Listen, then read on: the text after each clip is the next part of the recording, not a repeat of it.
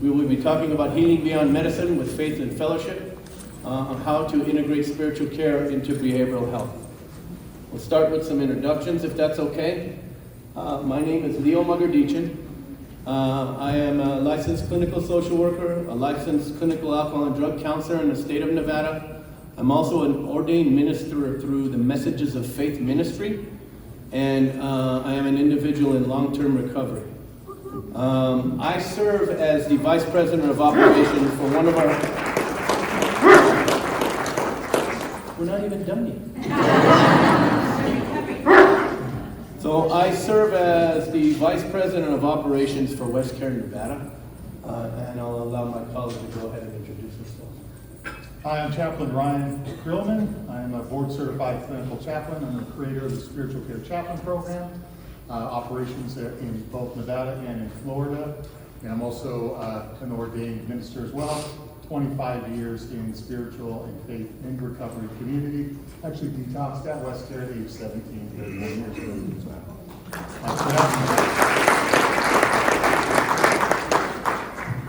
He did mention, Ryan did, about being the creator of this program. So I've really just kind of come along for the ride. But I want to talk about some things in relation to a clinical perspective. And then that way we will, and then he'll be able to talk about the rest. But let me go ahead and give just a little bit of history of WestCare. WestCare is in its 53rd year, so we started in 1973 in Nevada. WestCare has now grown to 18 states. We are in the Pacific Islands, we are in the Caribbean, and we are now consulting in Argentina, which that means next time you see me, I'll be telling you that we are now providing services in Argentina. So we're not the newest game in town by any means, and we've had an opportunity to really, I guess in 53 years, you think about anybody in business that long, you're doing something right. Sure, you have your challenges, but we've really been able to work to hone our craft and make sure that we're providing what our motto says of uplifting the human spirit. Go ahead, you want to talk about spiritual care? Sure. So WestCare SCCP is an all-inclusive spiritual wellness program created to educate and support the spiritual nature of individuals in WestCare's residential inpatient, outpatient, transitional housing, and treatment facilities. It's throughout a complete continuum of care, including a robust aftercare spiritual fellowship for alumni members of the group. So what this is a connection invitation. Because the disease of addiction is a disease of isolation, a personal invite to re-engage in a collective human experience, community, is a powerful tool to add meaningful purpose back into the participant's life. So until now, a biopsychosocial approach to understanding and treating addiction has been the primary model for care. In May of 2015, WestCare began implementation of spirituality under the direction of a professional interfaith clinical chaplain. Hi, Chap. Adding a relevant and responsible dimension of care to the treatment and support of the whole human being. So this is a spirit over mind and mind over bodily behavior. This is the process framework. So intentional spiritual wellness is a forerunner to positive mental health. Directing bodily behavior in accordance with personal values. The new experience is a man or a woman of integrity. Integrity being one of the highest spiritual values. When the walk and the talk are a match, they have arrived. So integrating a person-centered spiritual component into addiction treatment is more than a reasonable and responsible effort to such a large part of what makes us human. It is our professional obligation and care, and without such appropriate recognition, minimization or continued neglect would potentially do unintentional harm. So I implore you all today to take action and please join us in uplifting the human spirit. Wow, I think he should be standing on this soapbox over here and not sitting over there. Anyway, based on research, we kind of did some overarching things in relation to our presentation so that you can understand. But there are 5 benefits. There's actually more, and I'll share the rest of them at the end. But there are 5 benefits of faith or spiritual care in behavioral health that I just wanted to share, so you'll see kind of these are the kind of the areas that the overarching areas that we'll be talking about. Number 1 is it provides healing, meaning, and purpose. The research also suggests that it increases hope and emotional resilience. Faith or spiritual care and behavioral health strengthens social support and fellowship. It enhances coping skills, and it promotes positive behavioral change. And then I'll let Chuck go and talk about maybe what do you mean about spirituality? Right. So for some of you who aren't studied in the area of spiritual care, it sounds a little wispy. So let's nail down some definitions, some working definitions, so we all know what we're comfortable here talking about today. So what is spirituality? It is that which provides meaning and purpose in life and leads to the development of a personal value system. Purpose is what we do. Meaning is applied to what is done. So human beings always maximize as much meaning as possible to the things that they do. So drugs and alcohol, they have changed the user's life priorities, their purpose. Returning a participant to their core values provides the foundation for renewed purpose with intentionality, applying new meaning of their lives. A present and providing father, or a supportive and nurturing spouse, a creative and innovative entrepreneur, even a spiritually well-informed, personal and compassionate therapist with 16 letters after your name, right? Humans will inevitably stack meaning on whatever they do. Initiate a desire to change what they do, they will change the meaning of their life. Also, spirituality encourages a person to seek the best relationships with ourselves, others, a higher power, or the divine. Also known as human bonding, the healthiest connections are created through commonality of values and core beliefs. We attract what we are, as unpleasant as that may seem for some of us in our dating attempts. Right? If a participant was a hustler, a schemer, a user in the streets, they spiritually draw closer to themselves, other hustlers, schemers, and users from the streets. The great news and relief for our participants is that they don't have to change the entire world to experience a higher quality of life. They simply begin to prioritize the values they hold dear. And the faithful spiritual mechanics of this human experience attracts like-spirited, minded, and behaved individuals and groups to them in like manner, just the same. A relationship is a boat that we invite others we relate to into. Spirituality also views life as a journey where good and bad experiences can help a person learn, develop, and mature. A healthy spiritual consciousness can extrapolate valuable enhancement from both traumas and triumphs in life. Both experiences are equally good teachers to the spiritually oriented individual. It can also take on the form of religious observance by attending fellowships, reading sacred texts, and honoring rituals or performing practices.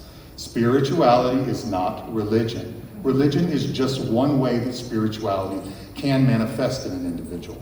Accessibility to partake in sacraments, designated prayer times, religious dietary restriction advocacy are all reasonable and responsible options for professional care providers. Spirituality is inspiration and can manifest into creative art forms like song, music, painting, and dance. To be inspired is to be in spirit, the creative flow from source through the individual into the production of their physical lives, most authentically expressed through passionate interests, hobbies, and chosen careers. Inspirational sources are highly influential in the mediums on behavior. Spirituality also is the breath of every human life. It is the energy and frequency that animates all living things. The source activator of the soul. The Greek name for spirit is pneuma, or strong wind, the breath of creation. Many sacred texts identify this as the origin of human life. That God breathed into mankind, and mankind became a living soul, or psyche in the Greek. It's what turns on the system. All we need to do to test this truth is to hold our breath, and we witness how it is the most important function of life and living, where all human systems, they depend on it. Returning to the breath practically is used in multiple spiritual practices and modalities, including meditation, yoga, as well as rhythmic spiritual directed affirmations of yourself and mantras, just to name a few. Lastly, spirituality is the intentional focus of one's thoughts on the current moment, the only time it actually ever exists, the power of presence. Coined by author Eckhart Tolle, the power of now in modern terms, this ancient spiritual truth reduced when practiced a multitude of mental health concerns, including irrational fears, phobias, anxieties, worries borrowed from the future, as well as guilt, shame, the would've, should've, could've of past behavioral regrets, but pull the mind out of the present.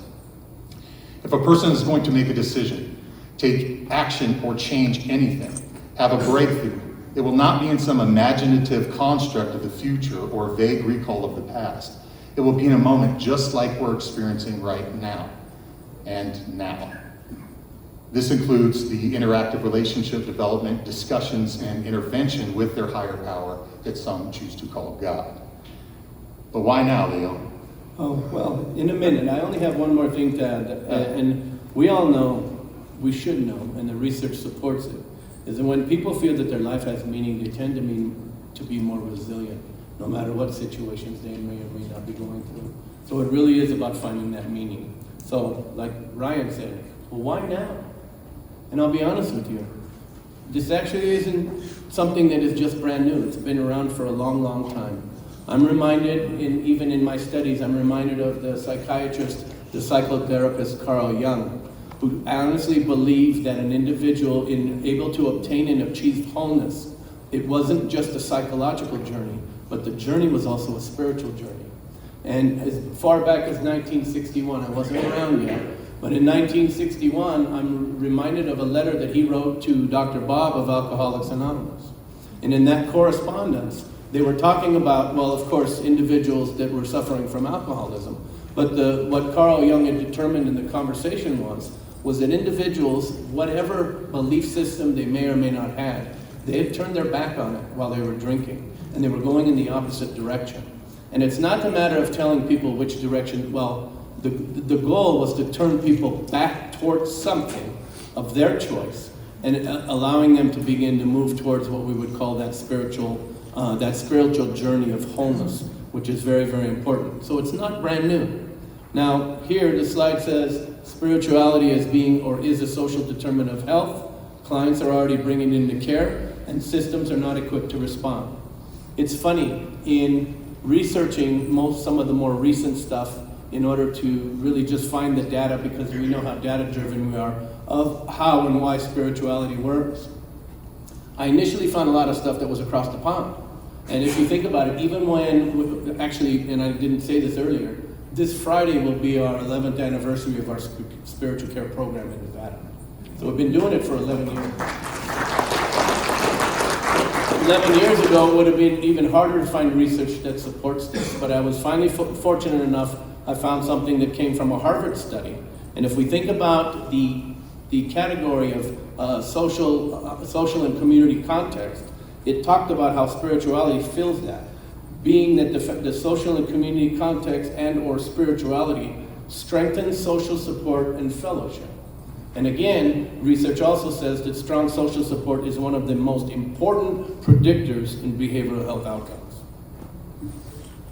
So let's do one more thing. Let's address the elephant in the room. Our spiritual care services are client-led, voluntary, not provider-driven. Now, let me give you an example. This room is just about full, so I thank you for coming. Now, there are some other WestCare people here, because we've got probably about 50 WestCare people that have shown up for NATCON and for that connection. So there's some of them in this room which probably feel a bit obligated to be here in order to support it. But for the rest of you, according to my calculations, there were 21 other educational sessions that you had the opportunity to attend. You chose to attend this one. I'm grateful for that, thank you very much. But you were able to exercise your right to self-determination to come to this session. That's the same thing that we do with our clients that are in our programs. So in order to avoid any issues related to that, we have a pretty strict and a robust daily schedule during what I will call clinical hours. And in that scheduling, if there's anything that is scheduled for spiritual care, there is also an alternative. It might be study time, it might be anything else. So again, it's strictly voluntary. We believe that there are some tremendous benefits for attending, but there are no consequences for not attending. This is one of the ways that we're able to offer it successfully in our programs. Bless you. In the evenings, if it's non-clinical hours, if there's anything offered through spiritual care, there may not be an alternative, but no one is required to go. People get to use their right to self-determination to decide if this is something for them or it's not. The other thing I will say is when we talk about behavioral change, it is absolutely, when we talked about it a little bit before, but it is more sustainable when it's tied to deeply held beliefs and values. Let's see. Key takeaways. Let's go ahead and do that. Understand the model, see real outcomes, and leave with steps to implement. So what we're hoping that you're going to get out of what we're doing today is understand our 4-tier model. Ryan will explain that thoroughly. There are some real outcomes. We've got a few small videos of a couple previous participants and some of our community partners that are actually offering some of these services as we get into some of the other tiers. And hopefully more than anything else, you will leave with steps to be able to implement or mirror these in your practice or in your programs if you so choose. There is some things that we can share with you after if you want to take it with you, but really the goal for, and I'll say the goal for he and I and the goal for WestCare and hopefully the goal for all of us is we give the clients that we serve and the people that need us the most, sometimes our most vulnerable, as many options and as many things that they can incorporate into their life in order to be successful. So that's what this is for. Let's see what we got. Why it works, Ryan. Yeah, absolutely. So as he was saying, if you guys have heard the Latin phrase, spiritu contra spiritum, it's used in the anonymous programs. It's the spirit against what wars against the spirit, is what the context was. Understanding that alcoholism and addiction is a spiritual malady. So if you're seeing a lot of mental health challenges that are going on, right? I used the example of someone's broke their hammer, right? You don't use the broken hammer to fix the broken hammer. You need another tool to work on, right? And spiritual care is an effective tool to use on restoring mental health. That being said, why it works? Spiritual care empowers the participants in a system that commonly has referred to them as powerless. And yes, it is true that the neurochemical impulses in response to addiction in the limbic system of the brain operate approximately 7 times faster than the frontal cortex on a survival network.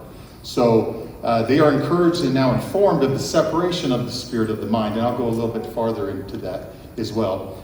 They are equipped and emboldened by this new identity. The conscious observer of the mind, informed of these operational patterns and can interrupt them. They authentically and have authentic thoughts, and it ends up being their source to experience resulting emotions that don't feel good or do feel good. And what I mean by that is, I'll give you an example. I'm holding a banana, okay? Visualize the banana, think about the banana, right? The banana is yellow, it's kind of rubbery in texture, it's got a built-in pull tab, right? Everybody understand, see the banana, right? Right? The fact is, you're not a banana. You're the one having the thought about the banana, correct? And in fact, you didn't even have that, it wasn't your thought, I gave it to you, right? And so this is where they've come to terms with, they are not their thoughts. There's their spirit who has a mind that is having thoughts. And so they become this conscious observer of these thoughts, and they can control where it comes from, if its origin is in their core values or not, to either lead to feeling a negative feeling or something that feels good, and they can interrupt that. Does that make sense to everybody that follows that? Okay, so that's an important part of the work of spiritual care, is separating the spirit from the mechanics of the mind, because the mechanics of the mind are going to repeat patterns based on survival, right? But we're really trying to take them to thrive from a place of their core values and who they truly are, right?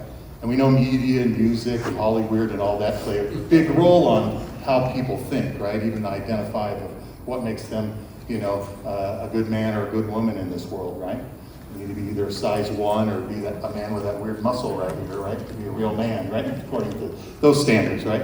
But that's not do you got it? I don't know, I was checking to see. But those aren't the standards of their sacred or spiritual truths, right? Where they're a son or daughter of the King Most High, or they're a royal priesthood, or they get to, and the walkness is, those that are created in the likeness of the Creator Himself, right? A very different identity unfolds for them, and they walk with that new confidence, and they're able to process out some of those negative thoughts that came from sources that don't truly serve their well-being. Make sense to everybody? Yeah, excellent. Okay, so that being said, why it works. No need to mask, numb, or escape emotional states of being that feel good. This is how we win long term. They are a spirit who has a mind, screening emotions and directing bodily behavior. Simply a better way. real control over self, which is a fruit of the Spirit called temperance, last fruit of the Spirit, self-control, but obtainable nevertheless. It's a Spirit-first identity. Spiritual care professionals call this process spiritually oriented cognitive behavioral therapy, or spiritually oriented CBT. At this time, I'd like you guys to hear from someone I'm very proud of, past participate in the program, Miss Michelle. Yep, we'll do Miss Michelle in a minute, and I don't know about anybody else, but does anybody want a banana? Because I want a banana. Built-in pull tab. Anyway, we talk about hope and resilience, and the other thing that I just want to say is I believe, and we do believe, that hope is intrinsic in all of us. And yet we get individuals that have lost that.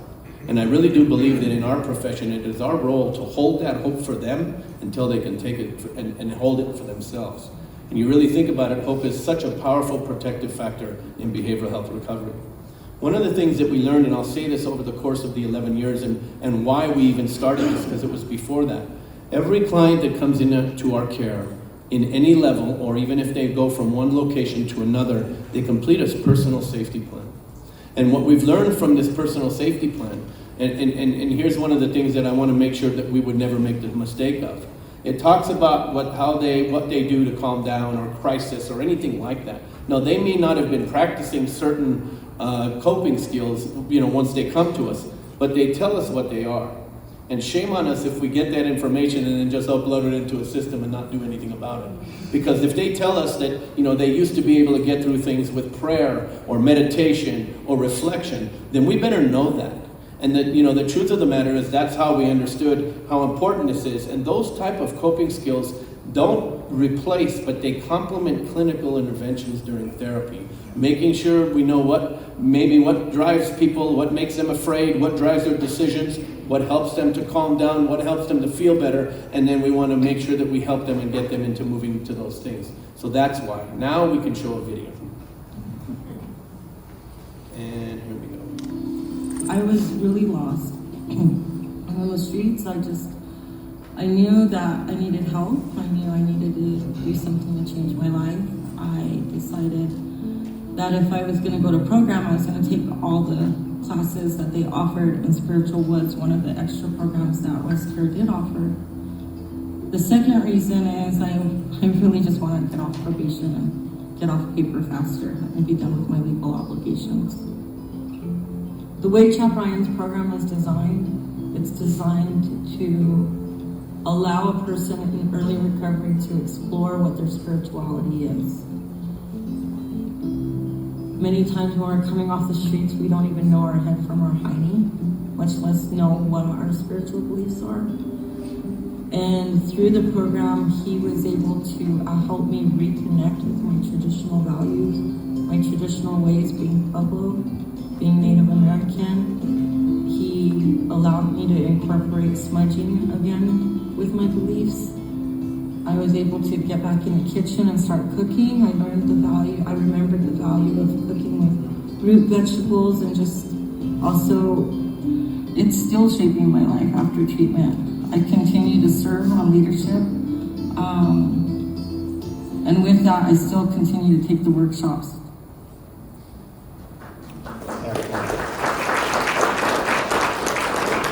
We'll adjust the volume.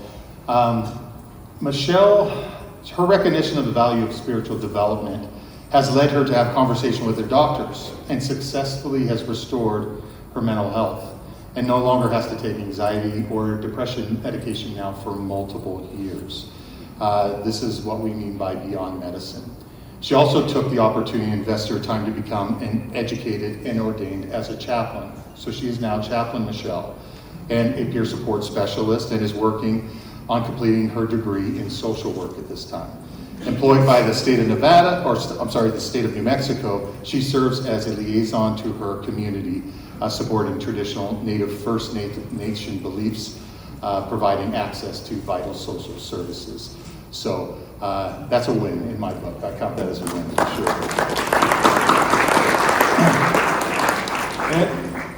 And though we've been doing this now for 11 years, there's been 10 folks who have identified that calling on their life, and after they took care of their responsibilities, went into chaplaincy, became educated, and became ordained chaplains, and now are serving not only with us, but also in the larger behavioral health community that we serve. So pretty amazing stuff.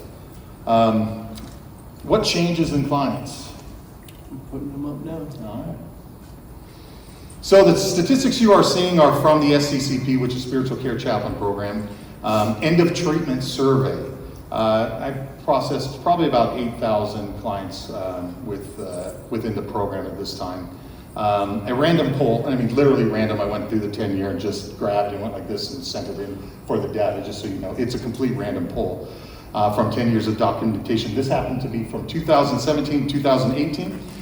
Keep in mind the SCCP began implementation only in May of 2015, so it took less than 2 years to see these kind of client satisfaction results, which is pretty fantastic. Community recognition of the introduction of spiritual care services happened simultaneously at this year. We received actually the Compassionate Cities Award for Best of Innovations in Addiction Treatment by our Las Vegas Mayor Goodman this same year. So since then, it's only gotten better, guys. More board certified and clinically trained chaplains, serving more spiritual and faith partners, providing on-site groups, practices, and materials so our people in care can practice what they believe most authentically and actually experience those results in their life.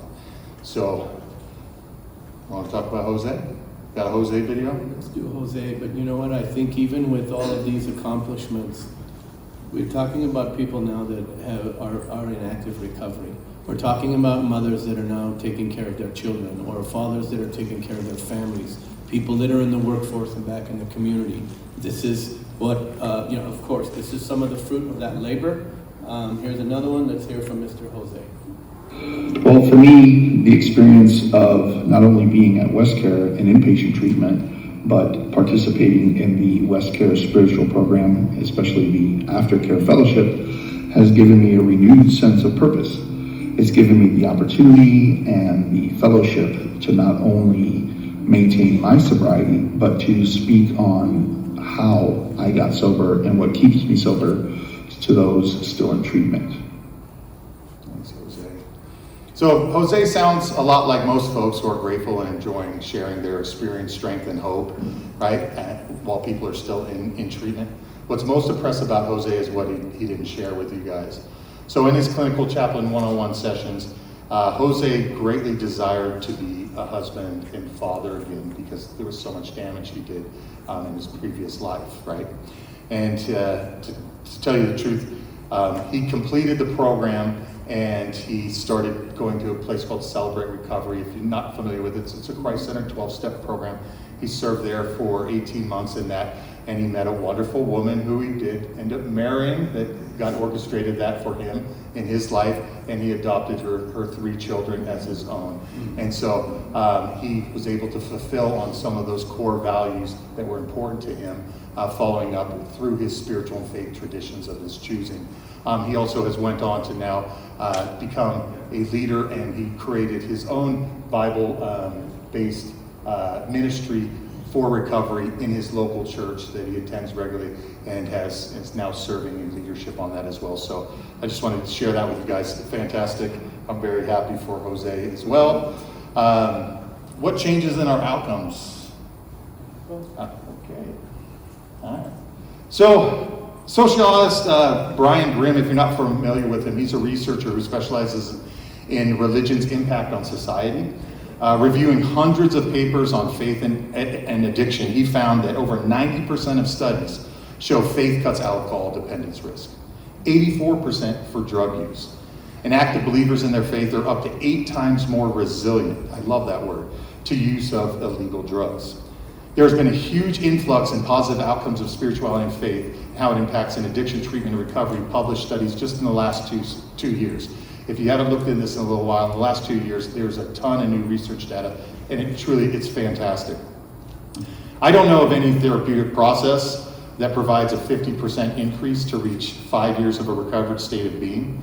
This is why when I created the SCCP, I knew it was essential to create an aftercare spiritual fellowship and a faith community assimilation piece process with a warm handoff, right? If there's a study, it was in the Beacon, New York article on folks using heroin and cocaine.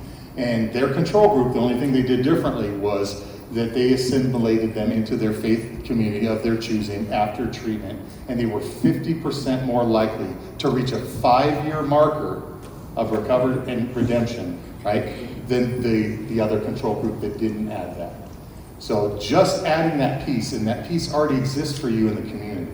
There's no added cost. There's a relationship handoff, warm handoff and conversation with those spiritual and faith leaders in your community that becomes accessible and increase the opportunity of up to 50% to reach 5 years of a recovered state of being. That's a fantastic statistic. So, but most conclusively, this 2007 study by Elizabeth A.R. Robinson found that increased spirituality and faith practices in the first 6 months of their treatment increased absence rates from 27% to 44%. And those had a spiritual awakening in treatment. We've heard that term before. They were 76% more likely to reach that elusive 1 year of recovery benchmark. So we're talking 30 to almost 50% by just introducing spiritual and faith practices within your existing treatment process. Okay? And 76% that encounter their higher power as they understand them, they're reaching 1 year. That's fantastic. That's a huge encouragement. So with these known numbers, the next logical question is not if you should integrate spiritual care, but how. I'd like for you guys to meet Canyon Ridge Care Pastor Kevin Williams. He's a welcoming community faith partner. Before we hear from Kevin Williams, they talked about it in the general session this morning about connection. And the whole truth of the matter is that's really what our goal is to get people connected to things that they are interested in, help them to be successful. So any participant that completes treatment, of course, becomes part of our alumni family. What Ryan has done is given them another option, which is the aftercare fellowship. Spiritual AF, and it's not the AF I'm talking about. What? It means aftercare fellowship, but spiritual AF, and it gives people the opportunity, again, a lot of those individuals participate in our alumni events and vice versa. So it's created another option for individuals to recover, and I think that's what makes, it makes this whole family that we have, and we call it a WestCare family. And from the top to the bottom, and I don't mean clients, I mean from our president all the way down to the person that just got into one of our withdrawal management facilities or crisis intervention facilities or crisis stabilization centers.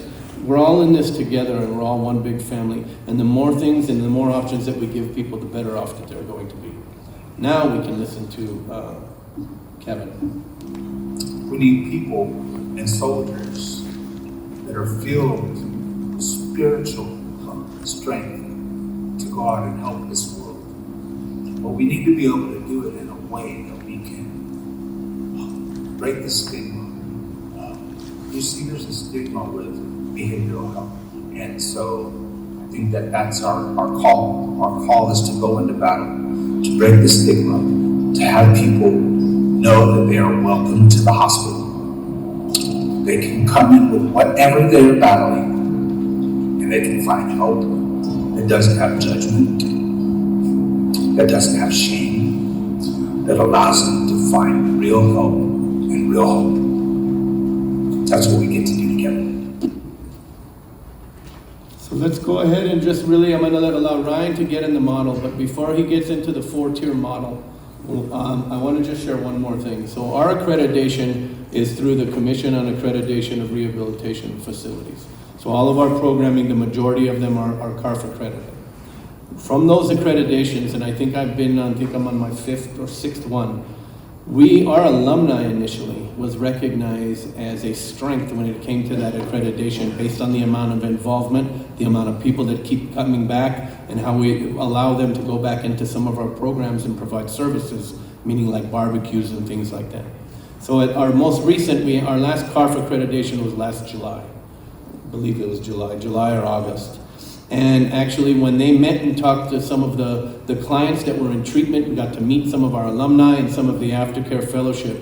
Again, spiritual aftercare fellowship this time was recognized as a strength for the services that we do. So we just keep continually get the things that we're doing for our participants and the people that become WestCare family, they're considered strengths in what we're doing from a treatment standpoint. I just thought I'd share that. Okay, let's get. Yeah. We got 10 minutes to get through the tiers. All right, excellent. How many are interested in integrating spiritual care into your existing? Excellent. Okay, then you guys are the ones I'm talking to right now. So this is the model. Tier 1, all right, there's 4 tiers. Tier 1, they're clinical chaplains, okay? I got bullet points here. You can come up after and I'll give you a handout to show you all the topics and everything very conclusively for you there. So I'll make sure to grab one of those afterward. So the primary group is done, and the one-on-one clinical chaplains by board certified and clinical chaplains. You have these folks in your community, okay? There's accrediting agencies, and I can talk about by trusted sources, and that for spiritual care professionals as well. I'll tell you a little bit at the end. But beginning with what is spirituality, a foundation for working definitions and beneficial process, which I shared earlier with you guys. Next is our 3-part being presentation on the distinct differences, and this is all within Tier 1. Distinct differences in order of operation of the spirit-mind-body connection for whole health recovery. That if any of these 3 areas of care are neglected, a person is at higher risk for substituting or self-medicating of the familiar, right, the drug or the drink, for that unmet area of restoration, as well as helping them seek and establish trusted relationships with the professionals of these areas for at least in the short term, maintenance and managed care, right? Ultimately, I'm confident that spirituality heals addiction. In fact, it's our #1 enjoyed hashtag. And what I mean by that is you guys can also partner with, if someone needs a priest, there's priests that are welcome to connect with you guys. If there's someone who identifies just needs a rabbi, rabbis are willing to communicate with. LDS, there's missions, right? There's Jehovah's Witnesses, they have specific folks in their specific traditions that can come serve with them as well, or help them understand their spiritual nature while they're in that initial healing process. Honestly, I have no interest in managing participants' care for the next 40 years, right? I truly believe spirituality heals addiction. I, however, will be their friend and share in full, deep, and abundant new life, which we are experiencing in the community in the Aftercare Fellowship for the foreseeable future. Additionally, unique SECP primary groups include moral values and ethics in accordance with spiritual and faith identified sources of truth, right? Where do you find truth? For them, they are taught to find it within their sacred texts, their traditional values, their cultural relevance, family, those types of things, according to their identified source. This group emphasizes that feelings are important indicators, but they are poor dictators of bodily behavior. And I think we live in a time where feelings have been put at the utmost of decision making, and though they are important indicators, they are not directors of our behavior. And why this is because they so often change and are circumstantial. Having a person make decisions, right, from a decided core set of values that they personally have chosen to obey, rather than ever-changing information that can engage their emotional interests, right, is a firmer foundation to operate and make great decisions for their life from. And that's what that's all about.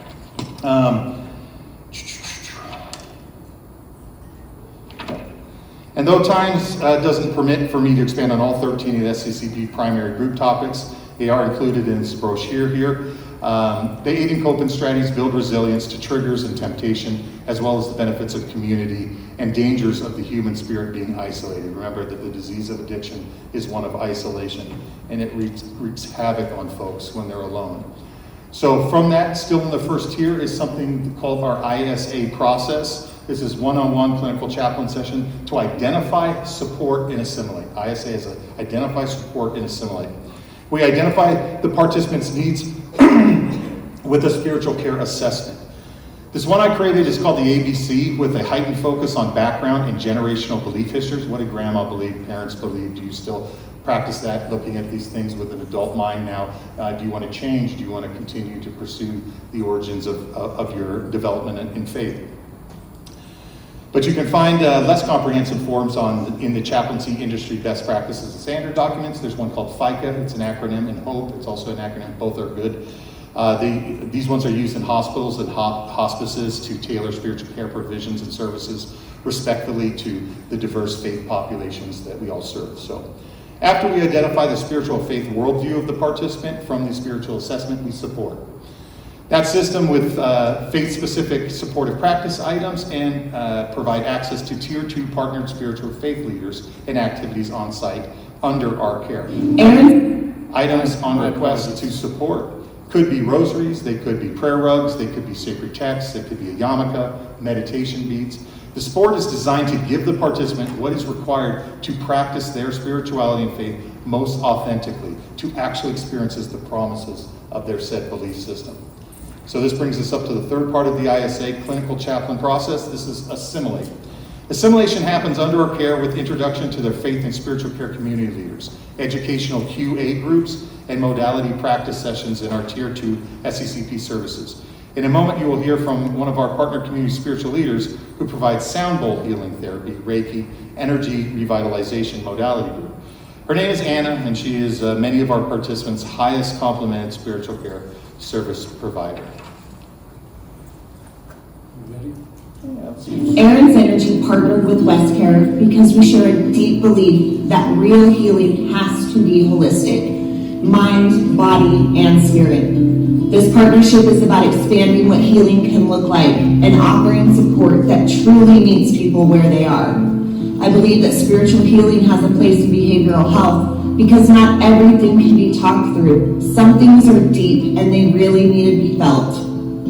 Practices like sound healing, Reiki, and breath work help regulate the central nervous system and create safety in the body. It does not replace clinical care, it only supports it, so people can show up more fully in their recovery. I've seen clients' systems shift in real time. Something softens and changes. They come in one way, and after being on the mat, they get up feeling more like themselves again. Most people do not even realize what is missing until they feel that shift in their nervous system themselves. Yeah, that's great. She was really good. And as you guys can see, we've a broad range of different spiritual practices and faith. You don't have to figure them all out, right? You don't have to be this multi-faith genius to implement this. There's people that exist already in your community that are happy to come and partner, volunteer, and provide these services. In fact, currently I have 38 chaplains that are operating in WestCare, Nevada, that provide these services for us. And so, and they are interfaith, along with spiritual leaders like Reiki professionals, Buddhist masters, across the gamut. So depending on the person's interest, they are provided the person that can most speak into their spiritual life. So famously coined in the TED Talk called "Everything We Think We Know About Addiction Is Wrong." Everybody seen that one before? All right, it's pretty good. The spiritual bully makes the statement, the opposite of addiction is not recovery, the opposite of addiction is connection. And I 100% agree. Most of you in here are probably familiar with addiction study on the rat in the cage with the cocaine water and the clean water.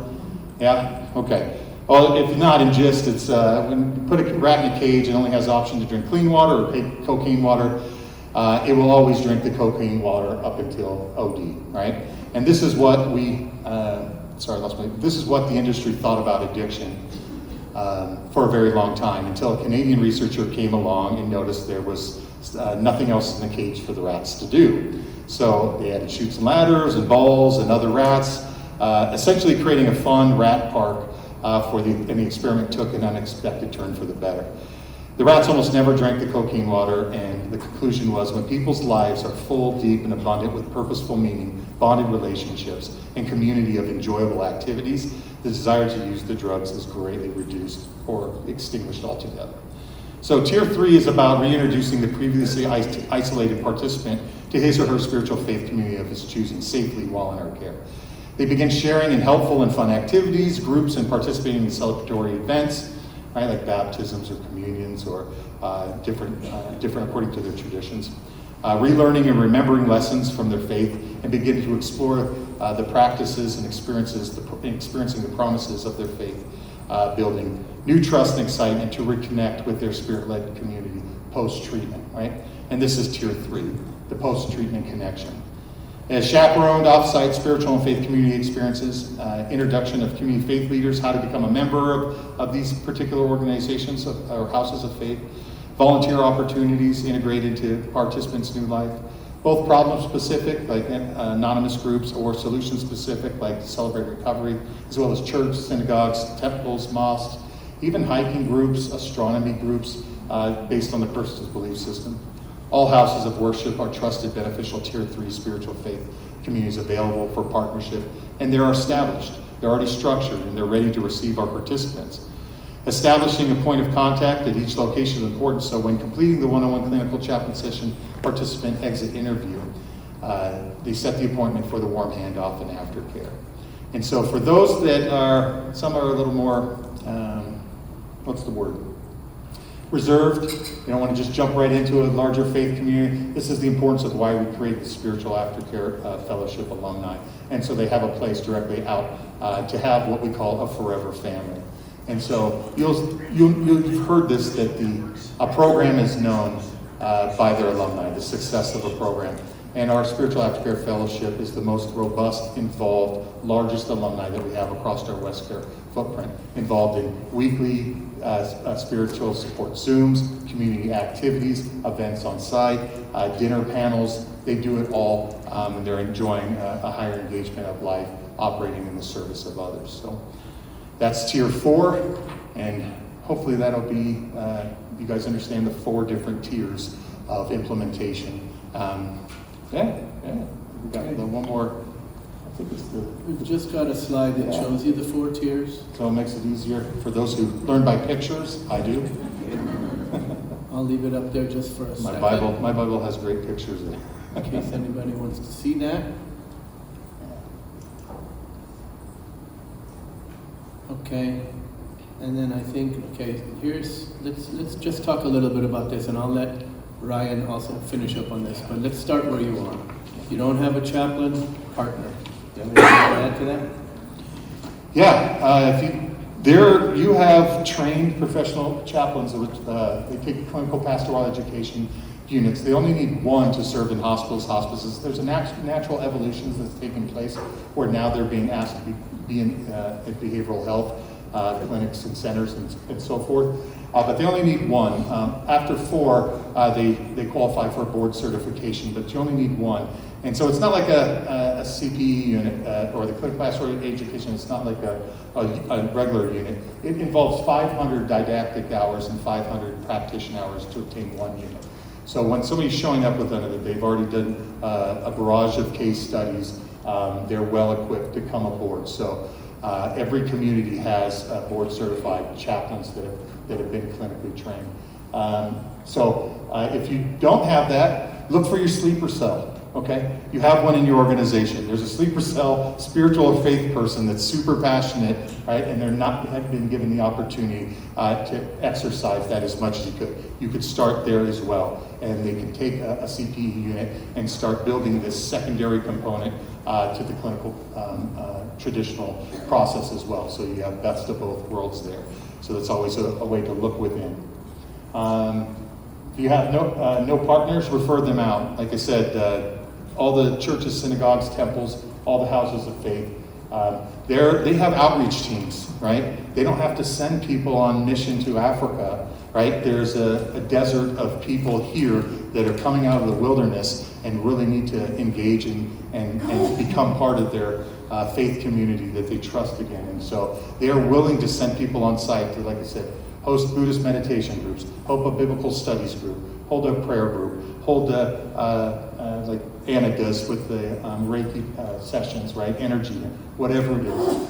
They're in the community and they're willing to come on site for you guys as well. And the partnership, it's a two-way street, right? Because then we're then provided with an identified place to help assimilate them in for those increased 50% likely recovery rates to have them be a part of a trusted community that doesn't use those substances as well. So that's a huge two-way street there.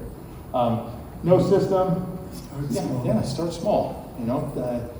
Create a spiritual library on site, right? We have a spiritual library in every one of our locations where when somebody gets the itch, right, there's got to be something more that I'm missing.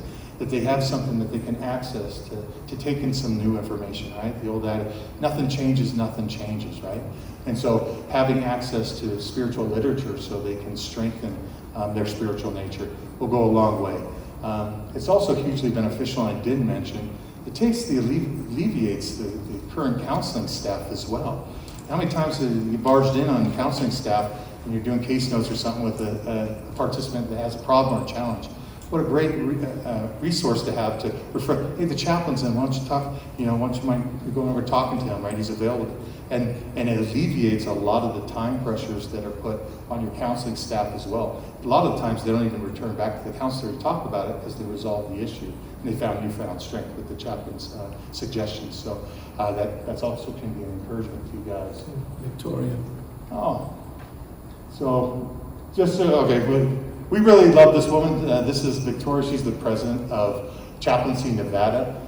One thing we did really effectively is we integrated our wealth of knowledge into her training models for Chaplaincy Nevada, Academy of Religious Studies. So he does broken pneuma. I do clinical chaplaincy and mental health for the chaplains. It's a 16-week clinical chaplain training process.